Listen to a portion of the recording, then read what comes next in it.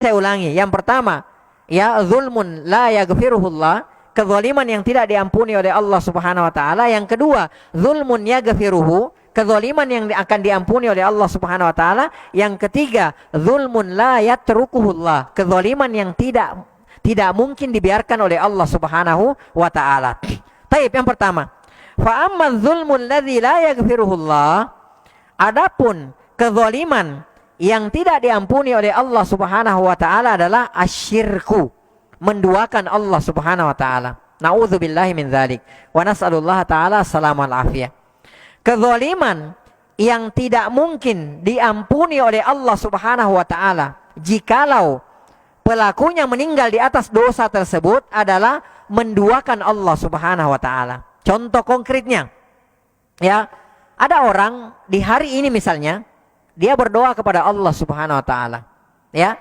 Esok harinya dia datang ke kuburan seorang wali atau ke kuburan seorang soleh atau kuburan orang yang dikeramatkan. Lalu kemudian dia meminta kepada penghuni kuburan tersebut, "Ya fulan, berikan saya rezeki, berikan saya kemudahan." Syirik namanya itu.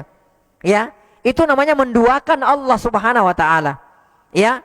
Itu adalah kezaliman yang tidak diampuni oleh Allah Subhanahu wa taala jika pelakunya meninggal tidak bertaubat kepada Allah Subhanahu wa taala, enggak mungkin diampuni oleh Allah Subhanahu wa taala. Ya.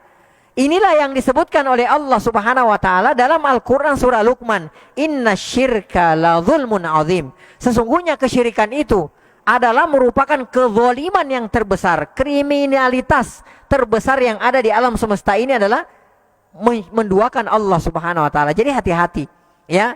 Jadi kalau misalnya nih ada orang yang ibadah selama 60 tahun, ya, 60 tahun sholat, puasa, haji, gitu kan, seperti itu. Ya, dia lakukan semua itu. Akan tetapi di akhir hayatnya, ya, 2 menit dia berdoa kepada penghuni kuburan. Dia meminta kepada penghuni kuburan, ya. Dia berdoa, pulang dari berdoa dari kuburan, dia meninggal dunia dan dia tidak bertaubat. Maka inilah yang tidak akan diampuni oleh Allah Subhanahu wa taala.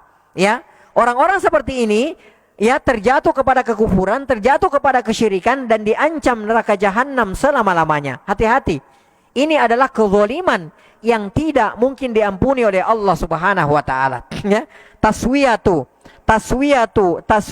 ghairillah billah, menyamakan selain Allah dengan Allah fima huwa min khasaisillah, terhadap kekhususan Allah Subhanahu wa taala. Berdoa hanya boleh ditujukan kepada Allah Subhanahu wa taala. Doa adalah merupakan ibadah yang agung, tidak boleh ditujukan kepada selain Allah Subhanahu wa taala. Kapan ada orang berdoa kepada Allah, dia juga berdoa kepada penghuni kuburan, maka dia telah mensyirikatkan Allah Subhanahu wa taala. Dia telah terjatuh kepada kezaliman terbesar yang ada di alam semesta ini, kezaliman yang tidak mungkin diampuni oleh Allah Subhanahu wa taala ketika pelakunya meninggal di atas dosa tersebut. Ya. Ini bahaya. Ya. Mungkin sudah sering kita jelaskan, ya, tapi nggak apa-apa. Saya mengingatkan diri saya dan kepada bapak-bapak sekalian, hati-hati, ya, karena subhanallah, ketika ada seseorang yang terjatuh kepada kesyirikan, 5 menit dia terjatuh kepada kesyirikan, 60 tahun dia hidup, 60 tahun ibadahnya akan hangus, gosong semua, tidak ada nilainya di sisi Allah Subhanahu wa taala. Ya, la in asyrakta la yahbatanna amaluk. Ketika engkau mensyirikatkan Allah, maka semua amalanmu akan sia-sia, akan hangus semuanya, tidak diterima oleh Allah Subhanahu wa taala.